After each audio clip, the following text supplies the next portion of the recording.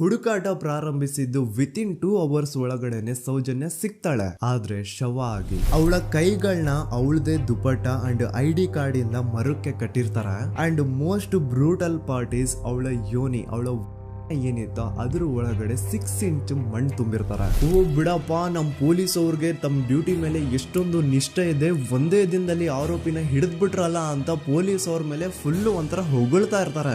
ಆದ್ರೆ ಪಾಪ ಜನರಿಗೆ ಎಲ್ಲಿ ಗೊತ್ತಿತ್ತು ಈ ಕೇಸ್ ನ ರಿಯಲ್ ಆರೋಪಿ ಬೇರೆ ಯಾರೋ ಇದಾರೆ, ಪೊಲೀಸ್ ಅವರೇ ಈ ಕೇಸ್ ನ ಮಿಸ್ಲೀಡ್ ಮಾಡೋದಕ್ಕೆ ಸುಮ್ನೆ ಸಂತೋಷ್ನ ಅರೆಸ್ಟ್ ಮಾಡಿದ್ದಾರೆ ಅಂತ. ಪೊಲೀಸ್ ಅವರು ಈ ಕೇಸ್ ಅಲ್ಲಿ ಕರಪ್ಟ್ ಆಗಿದ್ದಾರೆ, ಪೊಲೀಸ್ ಅವರೇ ಸತ್ಯ ಮುಚ್ಚಿಡ್ಲಿಕ್ಕೆ ಟ್ರೈ ಮಾಡ್ತಿದ್ದಾರೆ. ಹಾಗಾಗಿ ಈ ಕೇಸ್ ನ ಇನ್ಮುಂದೆ ಪೊಲೀಸ್ ಅವರಲ್ಲದೆ CBI ಅವರು ಇನ್ವೆಸ್ಟಿಗೇಷನ್ ಮಾಡಬೇಕು, ಈ ಕೇಸ್ ನ CBI ಒಪ್ಸಿ ಅಂತ ಅಗೇನ್ ಪ್ರೊಟೆಸ್ಟ್ ಗಳು ಸ್ಟಾರ್ಟ್ ಆಗ್ತವೆ. ಸೌಜನ್ಯ ಕೇಸ್ ಒಂದೇ ಅಲ್ಲ, ನಾರಾಯಣ ಹಾಗೂ ಯಮುನಾ ಕೇಸಲ್ಲೂ, ವೇದವಲ್ಲಿ ಕೇಸಲ್ಲೂ, ಆ ಬ್ಯಾಂಕ್ ಮ್ಯಾನೇಜರ್ ನ ಕೇಸಲ್ಲೂ ಹಾಗೂ ಪದ್ಮಲತಾ ಕೇಸಲ್ಲೂ ಸೀದಾ ಡೈರೆಕ್ಟ್ ಡೌಟ್ ಬರೋದೆ ಊರಿನ ಗೌಡ್ರ ಮೇಲೆ. ಸೌಜನ್ಯ ಕೇಸ್ ಬಿಟ್ಟು ಆ ಇನ್ನೊಂದು ಕೇಸ್ ಯಾವುದು, ಅದಕ್ಕೂ ಸಂತೋಷ್ಗೂ ಏನ್ ಸಂಬಂಧ, ಅದ್ರಲ್ಲಿ ಯಾಕೆ ಸಂತೋಷ್ನ ಪೊಲೀಸ್ ಅವರು ಫಿಟ್ ಮಾಡಿದ್ರು ಅಂತ ಪ್ರತಿಯೊಂದು ಹೇಳ್ತೀನಿ.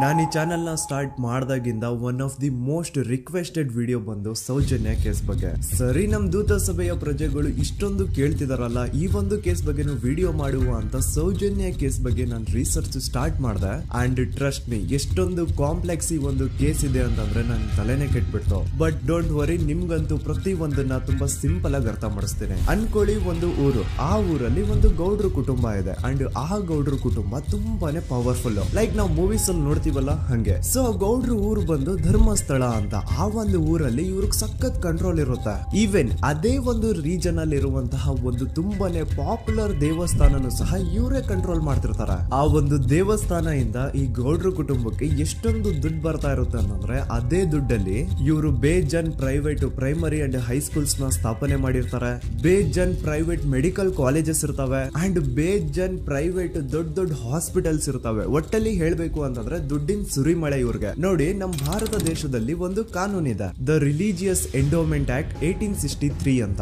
ಬೇಸಿಕಲಿ ಈ ಒಂದು ಕಾನೂನು ಏನ್ ಹೇಳುತ್ತೆ ಅಂತಂದ್ರೆ, ಭಾರತದಲ್ಲಿ ಯಾವ್ದೆಲ್ಲ ಹಿಂದೂ ಟೆಂಪಲ್ಸ್ ಇದಾವೋ ಅವೆಲ್ಲ ಗವರ್ಮೆಂಟ್ ಪ್ರಾಪರ್ಟಿ. ಆ ಹಿಂದೂ ಟೆಂಪಲ್ಸ್ ನ ಮ್ಯಾನೇಜ್ಮೆಂಟ್ ಎಲ್ಲ ಗವರ್ಮೆಂಟ್ ಕೈಗೆ ಹೋಗಿ ಗವರ್ಮೆಂಟ್ ಡಿಸೈಡ್ ಮಾಡುತ್ತೆ ಆ ಮ್ಯಾನೇಜ್ಮೆಂಟ್ ಅಲ್ಲಿ ಯಾರ್ ಕೆಲ್ಸಕ್ಕೆ ಇರಬೇಕು, ಯಾರ್ ಕೆಲ್ಸಕ್ಕೆ ಇರಬಾರ್ದು, ಅಂಡ್ ಆ ಟೆಂಪಲ್ ಇಂದ ಬರ್ತಿರುವಂತಹ ಡೊನೇಷನ್ ಅಮೌಂಟ್ ನ ಏನ್ ಮಾಡಬೇಕು ಅಂತ. ಸೊ ಈ ಒಂದು ಕಾನೂನಿನ ಪ್ರಕಾರ ಗವರ್ಮೆಂಟ್ ಇಂಡಿಯಾದಲ್ಲಿ ಇರುವಂತಹ ಆಲ್ಮೋಸ್ಟ್ ಎಲ್ಲಾ ಹಿಂದೂ ಟೆಂಪಲ್ಸ್ ನ ತನ್ನ ಕಂಟ್ರೋಲ್ ಅಲ್ಲಿ ತಗೋತಾ ಇರ್ಬೇಕಾದ್ರೆ ಗವರ್ಮೆಂಟ್ ಅಫಿಷಿಯಲ್ಸ್ ಧರ್ಮಸ್ಥಳ ಶ್ರೀ ಮಂಜುನಾಥ ದೇವಸ್ಥಾನಕ್ಕೂ ರೀಚ್ ಔಟ್ ಮಾಡ್ತಾರೆ. ಅಂಡ್ ಆಗ ಇಷ್ಟು ದಿನ ಟೆಂಪಲ್ ನ ಕಂಟ್ರೋಲ್ ಮಾಡ್ತಿದ್ದಂತಹ ಆ ಗೌಡ್ರ ಕುಟುಂಬ ಏನ್ ಹೇಳುತ್ತೆ ಗೊತ್ತಾ, ಇಲ್ಲ ಇದು ಹಿಂದೂ ಟೆಂಪಲ್ ಅಲ್ಲ, ಇದು ಜೈನ್ ಫ್ಯಾಮಿಲಿಗೆ ಬಿಲಾಂಗ್ ಮಾಡುವಂತಹ ಒಂದು ಪ್ರೈವೇಟ್ ಟೆಂಪಲ್ ಅಂತ ಹೇಳ್ತಾರೆ. ನಾನು ಇಷ್ಟು ದಿನ ಧರ್ಮಸ್ಥಳ ಶ್ರೀ ಮಂಜುನಾಥ ದೇವಸ್ಥಾನ ಒಂದು ಹಿಂದೂ ಟೆಂಪಲ್ ಅಂತ ಅನ್ಕೊಂಡಿದ್ದೆ. ಆದ್ರೆ ಈಗಷ್ಟೇ ನನಗೂ ಗೊತ್ತಾಗಿದ್ದು ಇದು ಹಿಂದೂ ಟೆಂಪಲ್ ಅಲ್ಲ, ಇದು ಒಂದು ಜೈನ್ ಫ್ಯಾಮಿಲಿಗೆ ಬಿಲಾಂಗ್ ಮಾಡುವಂತಹ ಪ್ರೈವೇಟ್ ಜೈನ್ ಟೆಂಪಲ್ ಅಂತ. ಸೊ ಹೀಗಾಗಿ ಗವರ್ಮೆಂಟ್ ಅಫಿಷಿಯಲ್ಸ್ ಏನೂ ಮಾಡಕ್ಕಾಗದೆ ಇವತ್ತಿನವರೆಗೂ ಈ ಒಂದು ಧರ್ಮಸ್ಥಳ ಶ್ರೀ ಮಂಜುನಾಥ ದೇವಸ್ಥಾನನ ಒಂದು ಪ್ರೈವೇಟ್ ಟ್ರಸ್ಟ್ ನಡೆಸ್ಕೊಂಡು ಹೋಗ್ತಿದೆ. ಅಂಡ್ ಆ ಪ್ರೈವೇಟ್ ಟ್ರಸ್ಟ್ ನ ಓನರ್ ಯಾರು, ಅದೇ ಗೌಡ್ರ ಕುಟುಂಬ. ನೋಡಿ, ನಾನು ಈ ವಿಡಿಯೋದಲ್ಲಿ ಯಾರ್ದು ರಿಯಲ್ ನೇಮ್ಸ್ ನ ಬಳಸ್ತಿಲ್ಲ. ಪ್ರೀವಿಯಸ್ಲಿ ಬೇರೆ ಯೂಟ್ಯೂಬರ್ಸ್ ತಮ್ಮ ವಿಡಿಯೋಸ್ ಅಲ್ಲಿ ರಿಯಲ್ ನೇಮ್ಸ್ ನ ಬಳಸಿದ್ದಾರೆ ಅನ್ನೋ ಒಂದೇ ಒಂದು ಕಾರಣಕ್ಕೆ ಅವ್ರ ವಿಡಿಯೋಸ್ ನ ಡಿಲೀಟ್ ಮಾಡಿಸಿದ್ದಾರೆ. ಸೊ ಅವ್ರ ಜೊತೆ ಆಗಿದ್ದು ನನ್ ಜೊತೆ ಆಗೋದ್ ಬೇಡ, ಸತ್ಯ ಮುಚ್ಚೋಗೋದು ನನ್ಗೆ ಇಷ್ಟ ಇಲ್ಲ. ಹಾಗಾಗಿ ನಾನು ಇಲ್ಲಿ ರಿಯಲ್ ನೇಮ್ಸ್ ನ ಬಳಸ್ತಿಲ್ಲ. ಆದ್ರೆ ನಾನು ಯಾರನ್ನ ಪಾಯಿಂಟ್ ಔಟ್ ಮಾಡಿ ಹೇಳ್ತಿದ್ದೀನಿ ಅನ್ನೋದು ಮಾತ್ರ ನಿಮಗೆ ತುಂಬಾ ಕ್ಲಿಯರ್ಲಿ ಅರ್ಥ ಆಗುತ್ತೆ. Don't worry.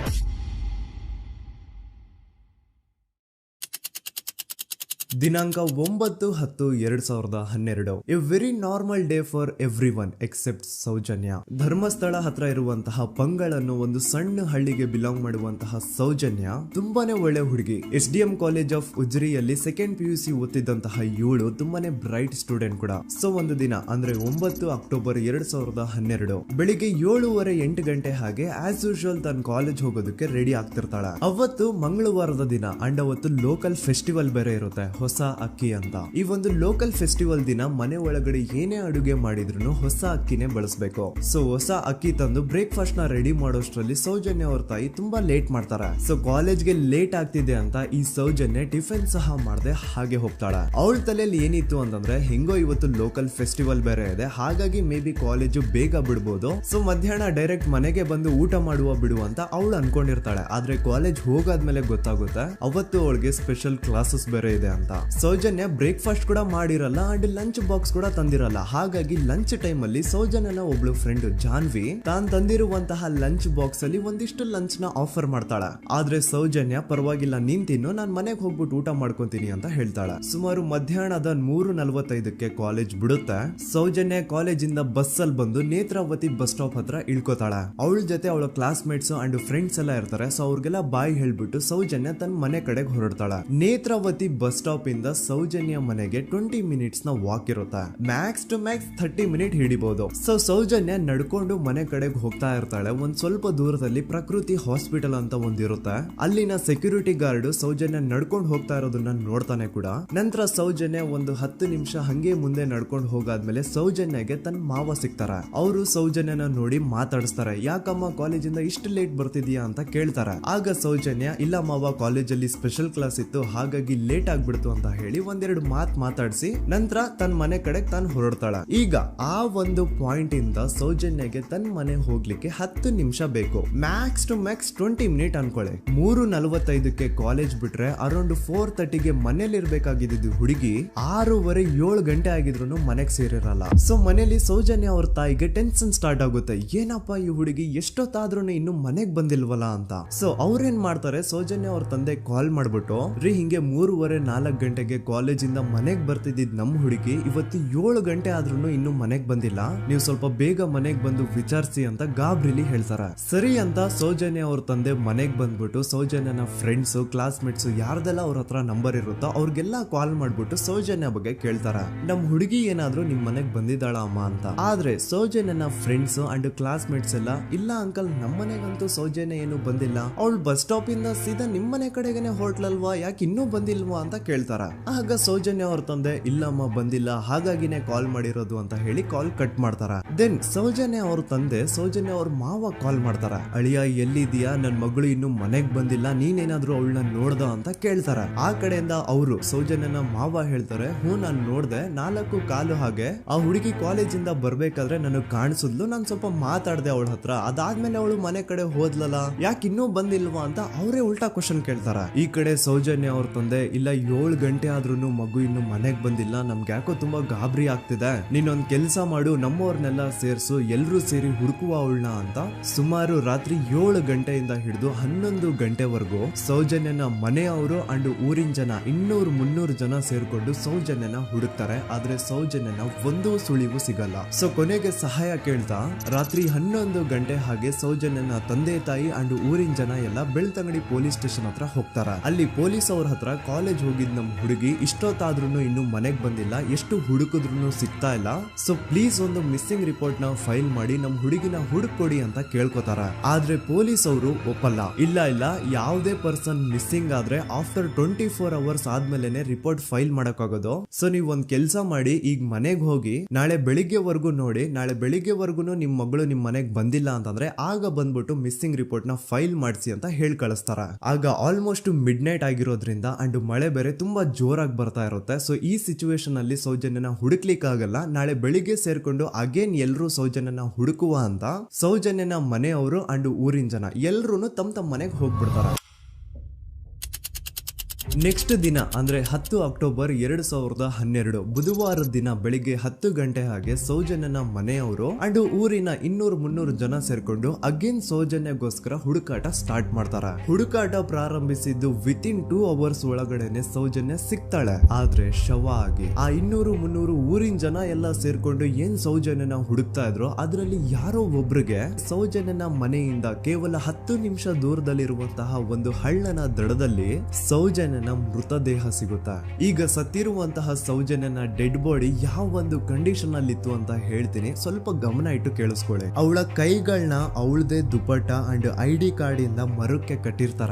ಅವಳ ಬಾಡಿ ಎಲ್ಲ ನೇಕೆಡ್ ಇರುತ್ತೆ, ಮೈ ಮೇಲೆ ಸರಿಯಾದ ಬಟ್ಟೆ ಇರಲ್ಲ, ಮೈ ಮೇಲೆ ಮಲ್ಟಿಪಲ್ ಕಟ್ ಮಾರ್ಕ್ಸ್ ಇರುತ್ತೆ, ತುಂಬಾ ಜೋರಾಗಿ ಹೊಡೆದಿರುವಂತಹ ಗಾಯಗಳು ಮೈ ಮೇಲೆ ಎದ್ದು ಕಾಣಿಸ್ತಿರ್ತವೆ. ಅವಳ ರಿಪ್ಸ್ ಎದೆ ಭಾಗದ ಮೂಳೆಗಳೆಲ್ಲ ಮುರಿದು ಹೋಗ್ಬಿಟ್ಟಿರ್ತವೆ. And most brutal part is ಅವಳ ಯೋನಿ, ಅವಳ ಏನಿತ್ತು ಅದ್ರ ಒಳಗಡೆ 6 ಇಂಚ್ ಮಣ್ಣು ತುಂಬಿರ್ತಾರೆ. ಆ ಬಾಡಿ ಕಂಡೀಷನ್ ನ ನೋಡಿದಾದ್ಮೇಲೆ ಒಂದಂತೂ ತುಂಬಾ ಕ್ಲಿಯರ್ ಆಗಿ ಅರ್ಥ ಆಗುತ್ತೆ, ಅವಳನ್ನ ಯಾರೋ ತುಂಬಾ ಫೋರ್ಸ್ಫುಲಿ ಮಾಡಿ ನಂತರ ನಿರ್ದಯವಾಗಿ ಸಾಯಿಸಿದ್ದಾರೆ ಅಂತ. ಇಲ್ಲಿ ಕ್ರಿಮಿನಲ್ಸ್ ನ ಬುದ್ಧಿವಂತಿಕೆ ನೋಡಿ ಪೊಲೀಸ್ ಅವ್ರಿಗೆ ಏನೂ ಸುಳಿವು ಸಿಗ್ಬಾರ್ದು ಅಂತ ಅವಳ ಯೋನಿ ಒಳಗಡೆ 6 ಇಂಚ್ ಅಷ್ಟು ಮಣ್ಣು ತುಂಬ ಹೋಗಿರ್ತಾರೆ. ಸೊ ದೆನ್ ಪೊಲೀಸ್ ಅವ್ರಿಗೆ ವಿಷಯ ಗೊತ್ತಾಗುತ್ತೆ. ಅವರು ಸ್ಪಾಟ್ ಗೆ ಬಂದು ಸೌಜನ್ಯನ ಬಾಡಿನ ರಿಕವರ್ ಮಾಡಿ ಆ ಒಂದು ಸ್ಪಾಟ್ ನ ಕಂಪ್ಲೀಟ್ ಸೀಸ್ ಮಾಡ್ತಾರೆ.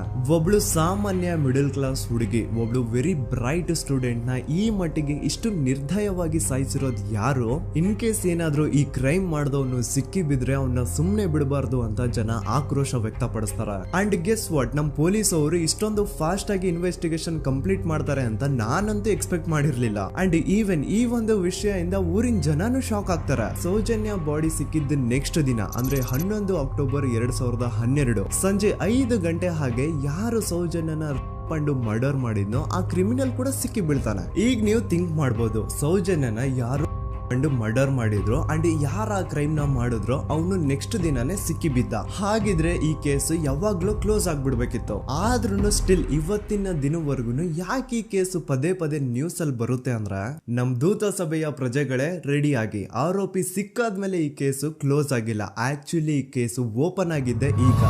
ನೋಡಿ, ಸೌಜನ್ಯನ ಬಾಡಿ ಸಿಕ್ಕಿದ್ದು ನೆಕ್ಸ್ಟ್ ದಿನ ಅಂದ್ರೆ 11 ಅಕ್ಟೋಬರ್ 2010 ರಾವ್ ಹತ್ರ ಜಗಳ ತೆಗೆದು ಅವನ್ನ ಅವಾಚ್ಯ ಶಬ್ದಗಳಿಂದ ಬೈದು ಅವನ್ನ ಹೊಡೆದು ಅಷ್ಟೇ ಸಾಲದೆ ಆ 5 ಜನ ಸಂತೋಷ್ ರಾವ್ನ ಪೊಲೀಸ್ ಸ್ಟೇಷನ್ಗೆ ಎಳ್ಕೊಂಡ್ ಬಂದು ಇವನು ನಾವು ಬಾಹುಬಲಿ ಬೆಟ್ಟಕ್ಕೆ ಅಂತ ಹೋಗಿದ್ರೆ ಅಲ್ಲಿ ನಮ್ಮ ಮೇಲೆ ಅಟ್ಯಾಕ್ ಮಾಡ್ದ, ಇವ್ನು ನೋಡ್ಲಿಕ್ಕೂ ಸಹ ಒಳ್ಳೆ ಸೈಕೋ ಕಿಲ್ಲರ್ ಇದ್ದಂಗಿದಾನೆ, ನಮ್ಗೆ ಯಾಕೋ ನಿನ್ನೆ ನಮ್ಮ ಊರಲ್ಲಿ ನಡೆದಿರುವಂತಹ ಘಟನೆ ಆ ಸೌಜನ್ಯನ ಮರ್ಡರ್ ಇವನೇ ಮಾಡಿದಾನೆ ಅಂತ ಡೌಟ್ ಬರ್ತಿದೆ ಅಂತ ಆ 5 ಜನ ಕಿಡಿಗೇಡಿಗಳು ಸಂತೋಷ್ ರಾವ್ನ ಪೊಲೀಸ್ ಅವ್ರ ಹತ್ರ ಹಾಕೊಡ್ತಾರ.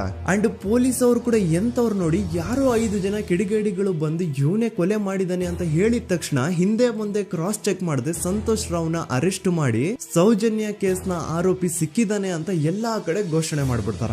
ಜನರಿಗೆ ಈ ಕಡೆ ಒಂಥರ ನೆಮ್ಮದಿ, ಓ ಬಿಡಪ್ಪ ನಮ್ ಪೊಲೀಸ್ ಅವ್ರಿಗೆ ತಮ್ಮ ಡ್ಯೂಟಿ ಮೇಲೆ ಎಷ್ಟೊಂದು ನಿಷ್ಠೆ ಇದೆ, ಒಂದೇ ದಿನದಲ್ಲಿ ಆರೋಪಿನ ಹಿಡಿದ್ಬಿಟ್ರಲ್ಲ ಅಂತ ಪೊಲೀಸ್ ಅವ್ರ ಮೇಲೆ ಫುಲ್ ಒಂಥರ ಹೊಗಳ್ತಾ ಇರ್ತಾರೆ. ಆದ್ರೆ ಪಾಪ ಜನರಿಗೆ ಎಲ್ಲಿ ಗೊತ್ತಿತ್ತು ಈ ಕೇಸ್ ನ ರಿಯಲ್ ಆರೋಪಿ ಬೇರೆ ಯಾರೋ ಇದಾರೆ, ಪೊಲೀಸ್ ಅವರೇ ಈ ಕೇಸ್ ನ ಮಿಸ್ಲೀಡ್ ಮಾಡೋದಕ್ಕೆ ಸುಮ್ನೆ ಸಂತೋಷ್ ನ ಅರೆಸ್ಟ್ ಮಾಡಿದ್ದಾರೆ ಅಂತ. ಸೊ ಸಂತೋಷ್ ರಾವ್ ಒಂದು ಹುಡುಗಿಯ ರೇಪ್ ಅಂಡ್ ಮರ್ಡರ್ ಕೇಸ್ ಅಲ್ಲಿ ಅರೆಸ್ಟ್ ಆಗಿದ್ದಾನೆ ಅನ್ನೋ ವಿಷಯ ಸಂತೋಷ್ ನ ತಾಯಿಗೆ ಗೊತ್ತಾದಾಗ ಅವ್ರ ಪಾಪ ನೋವಲ್ಲಿ ಕುರ್ಗಿ ಸಾಯ್ತಾರ. ಅಂಡ್ ಇನ್ನು ಅವ್ರ ತಂದೆ ಒಂದು ಕಡೆ ಪಾಪ ಹೆಂಡತಿನ ಕಳ್ಕೊಂಡಿರುವಂತಹ ನೋವು, ಇನ್ನೊಂದು ಕಡೆ ಮಗ ನೋಡಿದ್ರೆ ಯಾವ್ದೋ ಫಾಲ್ಸ್ ಕೇಸ್ ಅಲ್ಲಿ ಅರೆಸ್ಟ್ ಆಗಿದ್ದಾನೆ. ಈ ಕಡೆ ಕೇಸ್ ನ ಇನ್ವೆಸ್ಟಿಗೇಷನ್ ನಡೀತಾ ಇದೆ. ಅಂಡ್ ಇಲ್ಲಿ ನಾನು PSI ಯೋಗೇಶ್ ಅವ್ರ ಬಗ್ಗೆ ಅಂತೂ ಮೆನ್ಷನ್ ಮಾಡ್ಲೇಬೇಕು. ಈ ಪೊಲೀಸ್ ಆಫೀಸರು ಗೊತ್ತಿದ್ದು ಈ ತಪ್ಪನ ಮಾಡಿದ್ರು ಅಥವಾ ಗೊತ್ತಿಲ್ದೇನೆ ಈ ತಪ್ಪನ ಮಾಡಿದ್ರು ನನ್ಗಂತೂ ಗೊತ್ತಿಲ್ಲ. ಸೊ ಇವ್ರು ಏನ್ ಮಾಡ್ತಾರೆ ಅಂತಂದ್ರೆ, ಸೌಜನ್ಯನ ಬಾಡಿನ ಪೋಸ್ಟ್ ಮಾರ್ಟಮ್ ಗೆ ಕಳಿಸಿದಾಗ ಡಾಕ್ಟರ್ಸ್ ಹಂಗೋ ಹಿಂಗೋ ಮಾಡಿ ಇಂದ ಕೆಲವೊಂದು ಸ್ಪರ್ಮ್ ನ ಸ್ಯಾಂಪಲ್ಸ್ ಕಲೆಕ್ಟ್ ಮಾಡ್ತಾರೆ. ಅದನ್ನ ಅವರು PSI ಯೋಗೇಶ್ ಗೆ ಕೊಟ್ಟು ಇದನ್ನ ವಿತಿನ್ 72 ಅವರ್ಸ್ ಒಳಗಡೆ ಇನ್ನೊಂದು ಲ್ಯಾಬ್ ಗೆ ಸಬ್ಮಿಟ್ ಮಾಡಿ ಅಂತ ತುಂಬಾ ಕ್ಲಿಯರ್ ಆಗಿ ಹೇಳ್ತಾರೆ. ಆದ್ರೆ PSI ಯೋಗೇಶ್ ಆ ಸ್ಪರ್ಮ್ ಸ್ಯಾಂಪಲ್ಸ್ ನ ವಿತಿನ್ 72 ಅವರ್ಸ್ ಒಳಗಡೆ ಲ್ಯಾಬ್ ಕಳ್ಸೋದಿರ್ಲಿ, ಅದನ್ನ 12 ದಿನ ಆದ್ಮೇಲೆ ಲ್ಯಾಬ್ ಕಳಿಸ್ತಾರೆ. ಅಷ್ಟೊತ್ತಿಗೆ ಆಲ್ರೆಡಿ ಆ ಸ್ಪರ್ಮ್ ಸ್ಯಾಂಪಲ್ಸ್ ಗೆಲ್ಲ ಫಂಗಸ್ ಹಿಡಿದು ಅದು ಅನ್ಫಿಟ್ ಫಾರ್ ಟೆಸ್ಟಿಂಗ್ ಅಂತ ಬರುತ್ತೆ. ಈಗ ನೀವೇ ಹೇಳಿ, ಎಂತ ಡಂಬೆಸ್ಟ್ ಪರ್ಸನ್ ಪೊಲೀಸ್ ಆಫೀಸರ್ ಆಗಿದ್ರು ಅವನ ಹತ್ರ ಒಂದು ಮರ್ಡರ್ ಕೇಸ್ ಬಂದಾಗ ಅವನ ಹತ್ರ ಇರೋ ಮೇನ್ ಸಾಕ್ಷಿನೇ, ಮೇನ್ ಎವಿಡೆನ್ಸ್ ಆ ಹುಡುಗಿಯ ಕಲೆಕ್ಟ್ ಆಗುವಂತಹ ಸ್ಪರ್ಮ್ ಸ್ಯಾಂಪಲ್ಸ್. ಸೊ ಅದನ್ನ ಮೊದಲು ಲ್ಯಾಬ್ ಕಳಿಸಿ ಅದನ್ನ ಐಡೆಂಟಿಫೈ ಮಾಡೋದು ಪೊಲೀಸ್ ಅವರ ಫಸ್ಟ್ ಡ್ಯೂಟಿ. ಆದ್ರೆ ಇಲ್ಲಿ PSI ಯೋಗೇಶ್ ಅವರು ಇದನ್ನೇ ಮರ್ತು ಹೋದ್ರು ಅಂತ ನೋಡಿ. ಯಾವುದೇ ಒಂದು ಕೇಸ್ ಅಲ್ಲಿ ಪೊಲೀಸ್ ಅವರು ಆದಷ್ಟು ಎವಿಡೆನ್ಸ್ ನ ಕಲೆಕ್ಟ್ ಮಾಡೋದಕ್ಕೆ ಟ್ರೈ ಮಾಡ್ತಾರೆ. ಆದ್ರೆ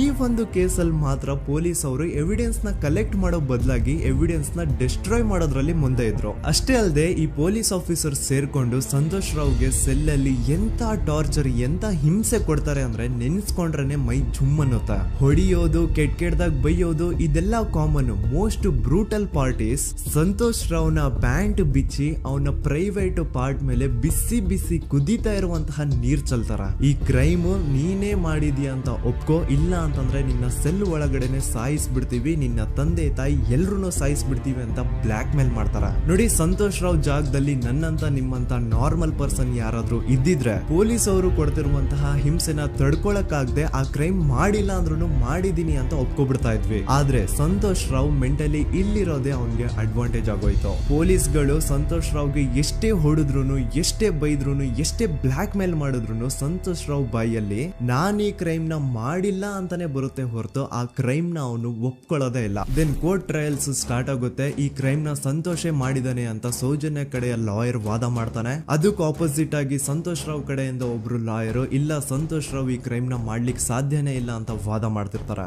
ಅಂಡ್ ಕೋರ್ಟ್ ಇಂದ ಆಚೆಗಡೆ ಸಂತೋಷ್ ರಾವ್ ನ ಅಗೇನ್ಸ್ಟ್ ಸ್ಟೂಡೆಂಟ್ಸ್ ಪ್ರೊಟೆಸ್ಟ್ ನಡೆಯುತ್ತೆ, ಪಬ್ಲಿಕ್ ಪ್ರೊಟೆಸ್ಟ್ ನಡೆಯುತ್ತೆ. ಅರೆಸ್ಟ್ ಆಗಿರುವಂತಹ ಸಂತೋಷ್ ರಾವ್ಗೆ ಗಲ್ಲಿಗೇರಿಸ್ರಿ ಅಂತ ಅವ್ರು ಡಿಮ್ಯಾಂಡ್ ಮಾಡ್ತಿರ್ತಾರೆ. ಸೊ ಹೀಗೆ ಒಂದು 2-3 ವರ್ಷ ಕಳೆದು ಹೋಗುತ್ತೆ. ನಂತರ ಒಂದು ಕೋರ್ಟ್ ಟ್ರಯಲ್ ಅಲ್ಲಿ ಸಂತೋಷ್ ರಾವ್ ಪರವಾಗಿ ಹೋರಾಡ್ತಿದ್ದಂತಹ ಲಾಯರ್ ಯಾಕೆ ಈ ಕೇಸ್ ಅಲ್ಲಿ ಸಂತೋಷ್ ಆರೋಪಿ ಅಲ್ಲ ಅಂತ ಪ್ರೂವ್ ಮಾಡ್ಲಿಕ್ಕೆ ಕೆಲವೊಂದು ಪಾಯಿಂಟ್ಸ್ ನ ಮುಂದೆ ಇಡ್ತಾರೆ. ಅದೇನಂತಂದ್ರೆ ಮೊದಲನೇದಾಗಿ ಸಂತೋಷ್ ರಾವೇ ಈ ಕ್ರೈಮ್ ನ ಮಾಡಿದಾನೆ ಅಂತ ಒಬ್ರು ಒಂದು ಐ ವಿಟ್ನೆಸ್ ಇರಲ್ಲ. ಇನ್ನೊಂದೇನು ಅಂತಂದ್ರೆ ಯಾವೊಂದು ಕಂಡೀಷನ್ ಅಲ್ಲಿ, ಯಾವೊಂದು ಬ್ರೂಟಲ್ ಕಂಡೀಷನ್ ಅಲ್ಲಿ ಸೌಜನ್ಯನ ಬಾಡಿ ಸಿಕ್ಕಿತ್ತೋ ಅದನ್ನ ಗಮನದಲ್ಲಿಟ್ಕೊಂಡು ಸ್ವಲ್ಪ ಪ್ರಾಕ್ಟಿಕಲ್ ಆಗಿ ಥಿಂಕ್ ಮಾಡಿದ್ರೆ ಆ ಒಂದು ಭೀಕರ ಕ್ರೈಮ್ ನ ಒಬ್ನೇ ಮಾಡ್ಲಿಕ್ಕೆ ಸಾಧ್ಯನೇ ಇಲ್ಲ. ಇನ್ನೊಂದು ಪಾಯಿಂಟ್ ಏನು ಅಂತಂದ್ರೆ ಸೌಜನ್ಯನ ಇಂದ ಪೊಲೀಸ್ ಅವ್ರಿಗೆ ಯಾವುದೇ ಸ್ಪರ್ಮ್ ಸ್ಯಾಂಪಲ್ ಸಿಗ್ಬಾರ್ದು ಅಂತ 6 ಇಂಚು ಅಷ್ಟು ಮಣ್ಣು ಹಾಕಿರ್ತಾರ. ಸೊ ಈಗ ನೀವೇ ಹೇಳಿ, ಮೆಂಟಲಿ ಇಲ್ಲಿರುವಂತಹ ಪರ್ಸನ್ಗೆ ಇಷ್ಟೊಂದು ಬುದ್ಧಿವಂತಿಕೆ ಇರುತ್ತಾ ಅನ್ಕೊಳ್ಳಿ. ಅಷ್ಟೊಂದು ಬುದ್ಧಿವಂತಿಕೆ ಅವ್ನಿಗಿದ್ರೂನು ಆ ಕ್ರೈಮ್ ಮಾಡಾದ್ಮೇಲೆ ಅವನ ಆ ಊರಿಂದ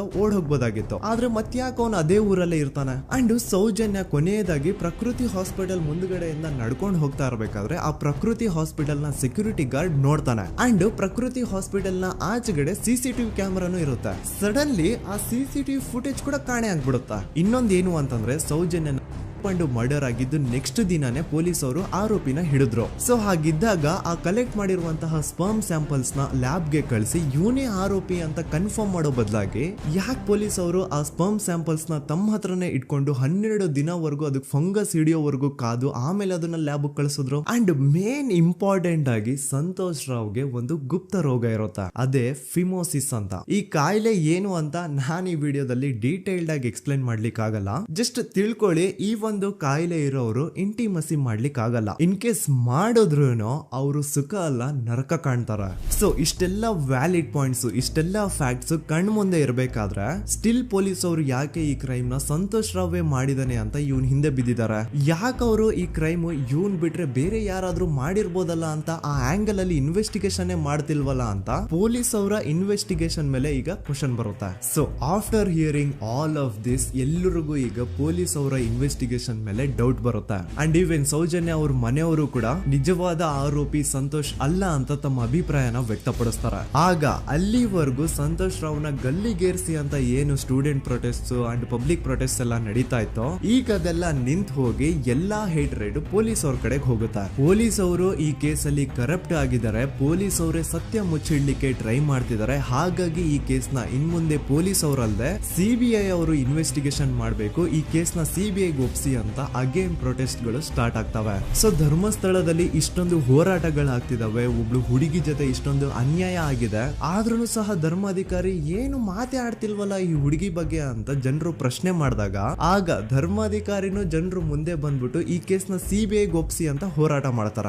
ನಂತರ ಈ ಒಂದು ಕೇಸು ಪೊಲೀಸ್ ಅವರಿಂದ CBI ಕೈಗೆ ಹೋಗುತ್ತೆ. CBI ಕೈಗೆ ಹೋಗಿದ ತಕ್ಷಣ ಇಲ್ಲೇನು ಸತ್ಯ ಹೊರಗೆ ಬಂದಿಲ್ಲ. ಆ CBI ಅವರು 3-4 ವರ್ಷ ಟೈಮ್ ತಗೊಂಡು ಮತ್ತೆ ಈ ಒಂದು ಕೇಸ್ ನ ಇನ್ವೆಸ್ಟಿಗೇಷನ್ ಮಾಡ್ತಾರ.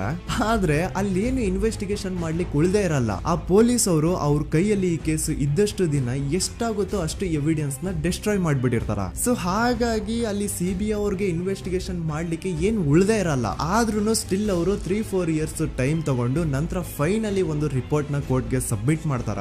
ಅಂಡ್ CBI ಅವರು ಕೋರ್ಟ್ ಗೆ ಸಬ್ಮಿಟ್ ಮಾಡಿರುವಂತಹ ಆ ಒಂದು ರಿಪೋರ್ಟ್ ಅಲ್ಲಿ ಏನಿತ್ತು ಅಂದ್ರೆ CBI ಇನ್ವೆಸ್ಟಿಗೇಷನ್ ಕನ್ಫರ್ಮ್ಸ್ ದಟ್ ಈ ಒಂದು ಕ್ರೈಮ್ ನ ಸಂತೋಷ್ ರಾವೇ ಮಾಡಿದಾನೆ ಅಂತ.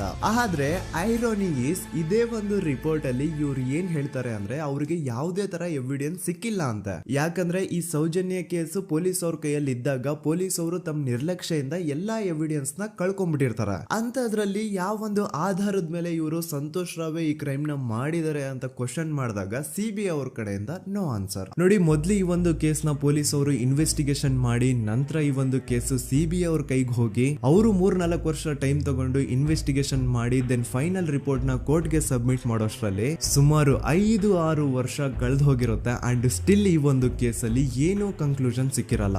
ಎವ್ರಿ ಇಯರ್ ಸೌಜನ್ಯನ ಬರ್ತ್ಡೇ ಇದ್ದಾಗ ಅಥವಾ ತಿಥಿ ಇದ್ದಾಗ ಅವಳನ್ನ ನೆನೆಸ್ಕೊಂಡು ಅವಳ ಹೆಸರಲ್ಲಿ public protest and student protest ನಡೀತಾನೆ ಇರ್ತವೆ. ಸೊ ಒಂದು ದಿನ ಈ ಒಂದು ಪ್ರೊಟೆಸ್ಟ್ ಗಳ ನ್ಯೂಸ್ ಗಿರೀಶ್ ಮುಟ್ಟಣ್ಣನವರ ಗಮನಕ್ಕೆ ಬರುತ್ತೆ.